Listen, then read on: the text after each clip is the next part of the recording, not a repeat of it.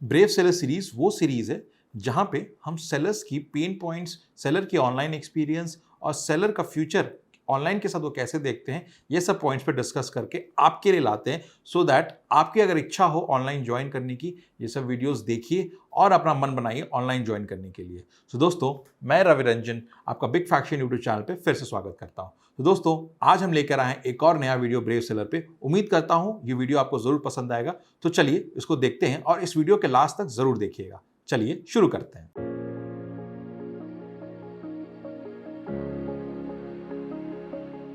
नमस्ते सर। मैं Ravi Ranjan big faction पे आपका स्वागत करता हूँ। सबसे पहले सर, शुरू करने से पहले बहुत बहुत धन्यवाद, आपने अपना समय दिया और हमें ज्वाइन किया और अपना ऑनलाइन एक्सपीरियंस आप शेयर करने आए। So thank you so much. And before starting मैं अपने व्यूअर्स के लिए कहना चाहूंगा कि व्यूअर्स, ये जो ब्रेव सेलर सीरीज है, जो वीडियो आप देख रहे हैं, इसको हम आपके लिए लेके आते हैं, जिसमें जो सेलर्स या ऑफलाइन वेंडर्स जो ऑनलाइन आने की कोशिश कर रहे हैं बट शायद उनको लगता होगा कि बहुत मुश्किल है ऑनलाइन काम करना, या उनको कुछ मुश्किलात शुरू हो गई, इसकी वजह से उन्होंने बंद भी कर दिया शुरू करने से पहले।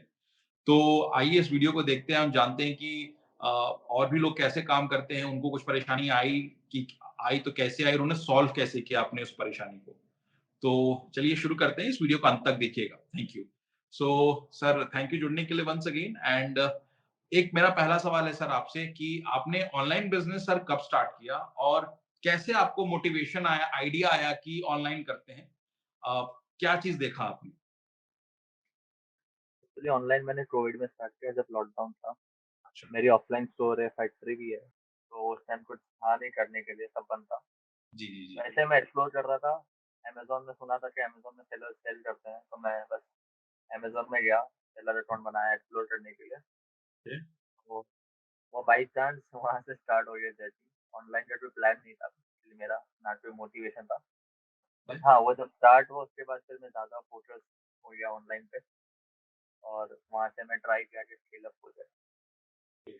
तो आप ऑनलाइन के बारे में पहले से देख रहे थे जब लॉकडाउन आया, कि लॉकडाउन आया तब आपने ऑनलाइन देखना शुरू किया? नहीं, नहीं, आया उसके बाद देखा, मैं पहले से नहीं देख रहा था। मेरा पहले से? ऑनलाइन बिज़नेस क्या पहले था, कोविड से बट पहले भी सर थोड़ा-सा थॉट लग रहा था कि ऑनलाइन के प्रति थोड़ा-सा ट्राई करते हैं या झुकाव करके देखते हैं कि क्या है ऑनलाइन? ऐसा थॉट था क्या कोविड से पहले? ऑनलाइन कोविड से पहले मेरा था, बट ऐसे मार्केट प्लेसेस पे नहीं था, मैं व्हाट्सएप के थ्रू करता था। मतलब व्हाट्सएप और इंस्टाग्राम में ये सब होता था मेरा, ओके। और वो प्रोडक्ट भी अलग थे जो आज मैं बेच रहा हूँ।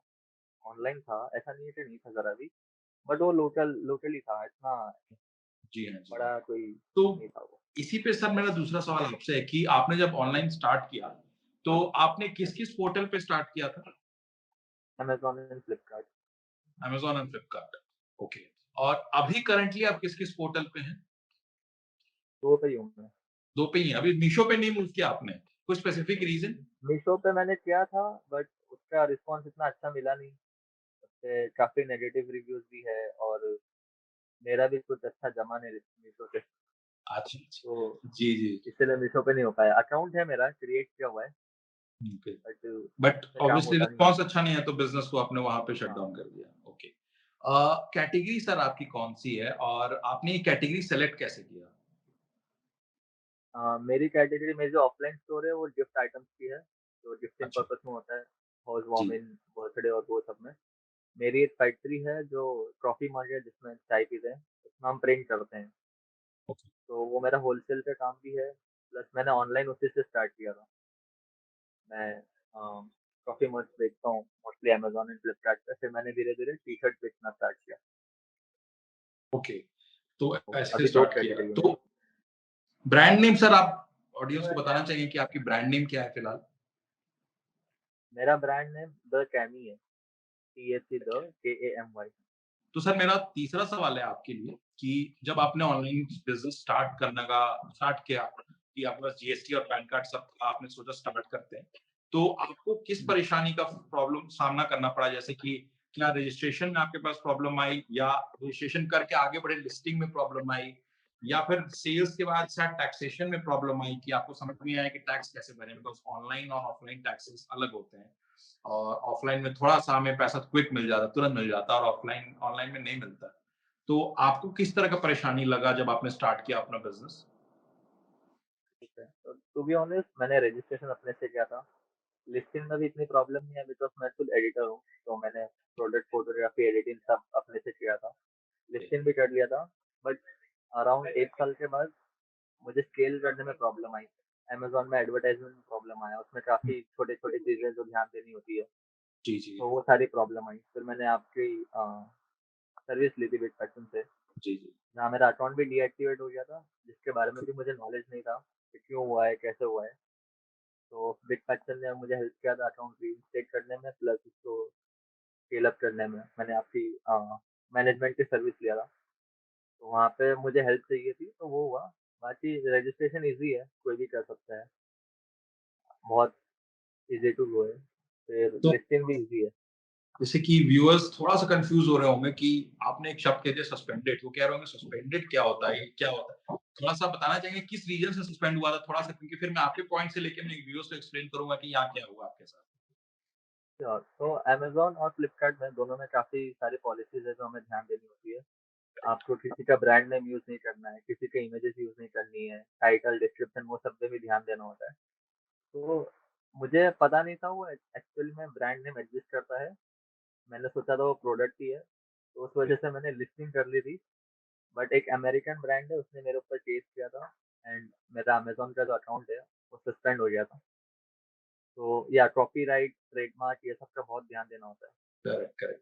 तो सर ने जो पॉइंट बोला मैं उसपे अब कुछ और पॉइंट्स ऐड उन्होंने जहाँ तक बोला बिल्कुल करेक्ट बोला। उसपे मैं पॉइंट्स और ऐड करता हूँ। तो उन्होंने कहा कि आईपीआर इंटेलेक्चुअल प्रॉपर्टी राइट्स या मतलब किसी भी बिज़नेस को आप उनके परमिशन के बिना उनके बिज़नेस नेम को यूज़ करना या आइडेंटिटी को यूज़ करना वो कहीं भी बाय लॉ अनलॉफुल होता है and that is called counterfeit issues भी उसको बोलते हैं। सो क्या होता है कि कोई प्रोडक्ट सर ने फाइल किया होगा, ब्रांड नेम भी गलती से उनके लिस्टिंग पे ऐड हो गई होगी। जिसके कारण से सामने वाली कंपनी को दिख रहा होगा कि मेरा ब्रांड नेम किसी और के लिस्टिंग पे भी दिख रहा है। तो उन्होंने एक आईपीआर की या इंटेलेक्चुअल प्रॉपर्टी राइट्स की एक फॉर्म आती है, उन्होंने फिल किया होगा और अमेज़न को भेजा होगा। अमेज़न ने जब इन्वेस्टिगेट किया होगा तो उनको डिटेल्स करेक्ट पाई लगेंगी तो उन्होंने इनका अकाउंट सस्पेंड कर दिया। तो व्यूअर्स यही कहना चाहेंगे कि अगर आप अमेज़न पे बिज़नेस कर रहे हैं, फ्लिपकार्ट पे कर रहे हैं, अगर खुद की आप व्हाइट लेबल प्रोडक्ट्स या खुद के ब्रांड के साथ आ रहे हैं, तो आप अपना हमेशा ही अपना ब्रांड नेम यूज़ कीजिए। नहीं तो आप जेनेरिक प्रोडक्ट्स या फिर ब्रांडेड प्रोडक्ट्स पे जा रहे हैं, मैपिंग करना है आपको, ये मेक श्योर कीजिए कि आप ऑथराइज्ड हैं उसको बेचने के लिए। अनऑथराइज्ड आप जाएँगे तो आपका बिज़नेस स्टक हो जाएगा, अकाउंट सस्पेंड हो जाएगा। और जब अकाउंट सस्पेंड हो राइट, जाता है, तो जैसे सर ने कहा कि ऑर्डर आने ही बंद हो जाते हैं, आपकी लिस्टिंग ही अमेज़न के प्लेटफ़ॉर्म से हटा दी जाती है। तो ऑर्डर्स भी नहीं आएँगे, पेमेंट भी 90 दिन तक स्टक होगी, तो काफ़ी परेशानी हो सकता है आपको फेस करना पड़े। सो थैंक यू इन्फॉर्मेशन के लिए एंड सर इस पे अगला ही सवाल जैसा आपने बोला बिग फैक्शन से, तो आपने बिग फैक्शन से कब जुड़ा? और हमने आपके लिए सर कैसे यथासंभव मदद किया और फिर आपने हमसे अभी कंटिन्यू प्रोसेस बनाया। तो कैसे जुड़े सर आप बिग फैक्शन से? मैं मेरा जब अकाउंट सस्पेंड हुआ था जी, इसी चीज़ के लिए, कॉपीराइट की वजह से, तो मैंने काफ़ी एक होता है प्लान ऑफ एक्शन भेजना अमेज़न को कि हम अपनी गलती मान लेते हैं, हमसे गलती हो गई, ये सब काफ़ी लंबा प्रोसेस होता है। तो वो मैंने भेजना स्टार्ट किया, मुझे पता चला ऐसा भेजना होता है, वो मैंने भेजना स्टार्ट किया। मैंने कुछ 6 से 7 महीना ट्राई किया। मुझे तब नहीं मालूम था कि एसपीएन नाम की कुछ चीज़ भी होती है, कि हम ठग सर्विस भी हम जी, जी, ऐसे जी। हायर कर सकते हैं और ये सब। तो उसके बाद मैंने काफ़ी ट्राई किया बट मैंने फिर दूसरे लोगों से बात की, दूसरे सेलर से बात किया तो उन्होंने बोला एसपीएन से मदद ले सकते हो। फिर मैं अमेज़न की वेबसाइट में गया, वहाँ पे देखा एक ऑप्शन था एसपीएन का, उसमें सबसे अच्छे रिव्यूज़ बिग फैक्शन के थे। तो जी, ऑब्वियसली कस्टमर है तो रिव्यूज़ देख के जाएँगे। तो उस वजह से मेरा कॉन्टैक्ट किया, फिर उर्वशी मैम से मेरी बात हुई, तो उन्होंने मेरी हेल्प की अकाउंट रीइंस्टेट करने के लिए। तो वहाँ से मैं बिग फैक्शन से जुड़ा और फिर उसके बाद से काम चालू ही हो गया आपके साथ। पहले रीइंस्टेट हुआ, फिर अकाउंट मैनेजमेंट हुआ, ये सब अभी तक चल ही रहा है। चलता है।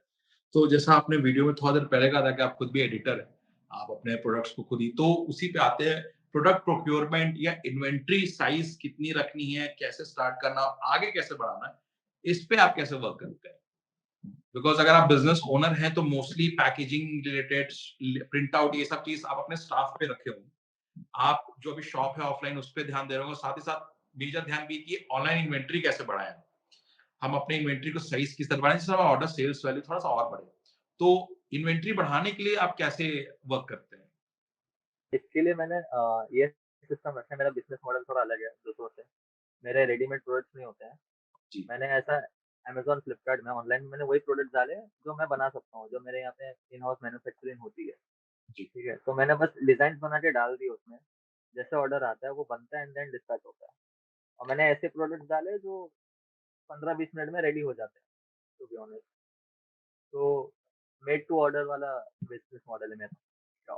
ऑर्डर आया, वो बना, पैकेजिंग हुआ एंड देन डिस्पैच हो गया वैसा। डिस्पैच होके। पहले से तो इन्वेंटरी खरीदी मैं। ऑफलाइन के लिए वो स्टोर है, फैक्ट्री है। बट ऑनलाइन के लिए कौन-सा डिज़ाइन चलेगा, कौन-सा डिज़ाइन नहीं चलेगा। ऑनलाइन में एक होता है हीरो प्रोडक्ट, उसे करेक्ट, आप करेक्ट। बना के रख सकते हो, जो सबसे ज़्यादा सेल हो रहा है। बिल्कुल सही। तो हम हीरो डिज़ाइन भी बोल सकते हैं, वो डिज़ाइन सबसे ज़्यादा सेल होता है। But okay. मेरे एसक्यूज़ अराउंड 1100 है अमेज़न पे, और मैंने सिर्फ़ डिज़ाइन बना के डाले हैं। उसमें से 1100 में से कौन-सा ऑर्डर आएगा, वो मुझे आइडिया नहीं है, किस दिन कब आ सकता है। तो मैंने तो बस वो रॉ जब ऑर्डर मटेरियल आता रेडी है तब रखे हैं। देखते हैं आप, है ना? हाँ, रॉ मटेरियल्स रेडी है, वो ऑर्डर आता है, वो फिर बनता है, प्रिंटिंग होता है एंड देन डिस्पैच होता है। वैसा सिस्टम है मेरा। तो जैसे कि आपका गिफ्टिंग आइटम है मोस्टली, राइट ना?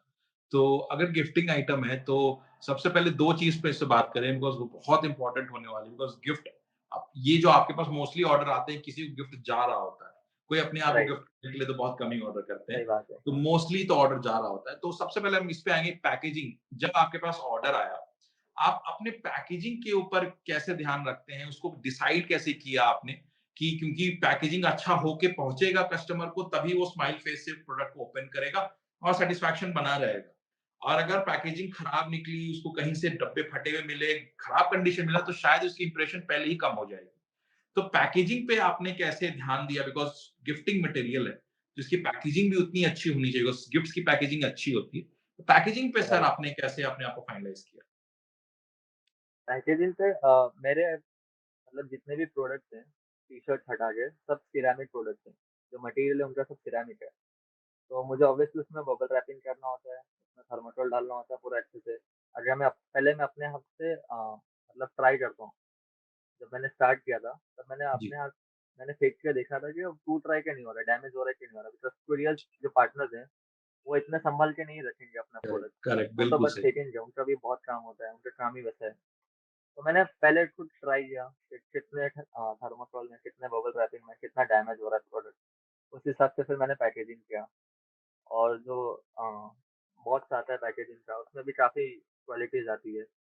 जो करते हैं उनको आइडिया होगा, 3 प्लाई आता है, 5 प्लाई आता है, 7 प्लाई आता है।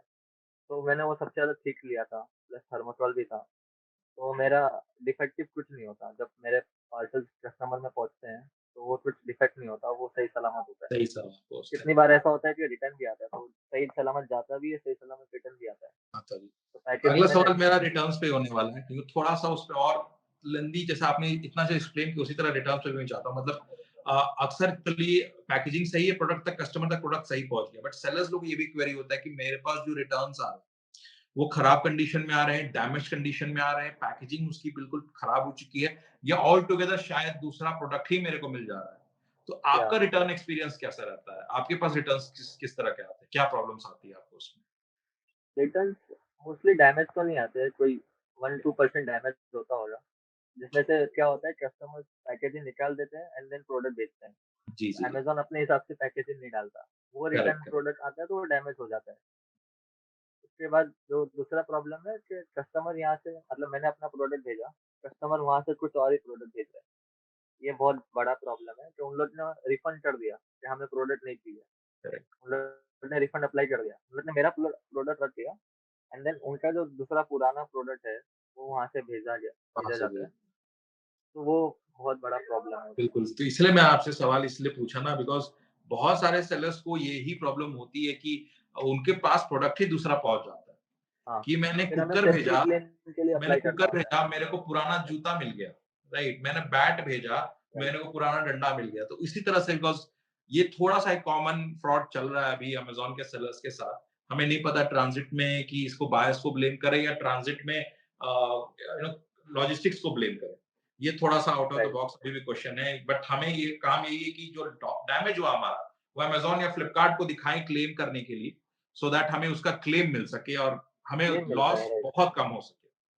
तो हाँ। क्या आप क्लेम्स करते हैं, तो क्लेम्स का आपको अमाउंट सही से मिलता है कि रिजेक्ट्स भी होते हैं आपके क्लेम्स? नहीं, नहीं, कभी एकदम सही मिल जाता है कि एक्सेप्टेबल है।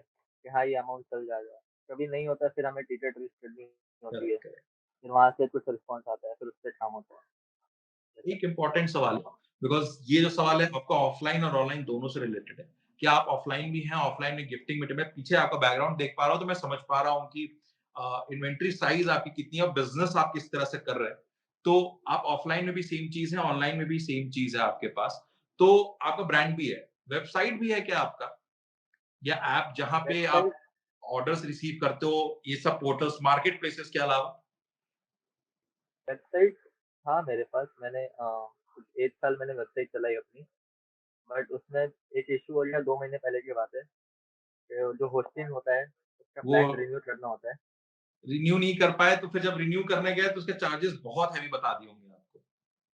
वो हाँ, रिन्यू करने गया, बट प्रॉब्लम ये हुआ कि मेरा रिन्यूअल जो डेट था वो मिस हो गया। मेरे एग्ज़ैक्टली 30 डेज़ हो गए, जी। तो मेरा बैकअप भी पूरा चला गया, मेरा वेबसाइट पूरा खत्म हो चुका है। ओहो! तो मैंने कुछ तो फिर आपने डोमेन परचेज़ के बारे में वापस उसी डोमेन को परचेज़ के लिए नहीं सोचा? नहीं, डोमेन है मेरे पास, डोमेन नेम है, बस होस्टिंग नहीं है। ओके, डोमेन नेम अभी भी मेरे नाम पे रजिस्टर्ड है। ओके।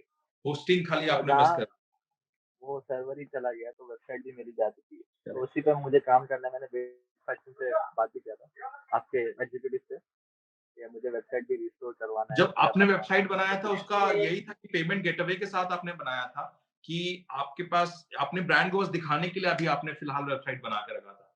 उसका पर्पस क्या रखे थे वेबसाइट का आपने? नहीं, नहीं, सेलिंग पर्पज़ था वो पूरा। मतलब मैंने पेमेंट गेटवे रेज़र पे है, उससे इंटीग्रेट करवाया था। वेबसाइट भी मैंने अपने से बनवाई थी। आपने से बनाया। मैंने कोई जी, जी, जी।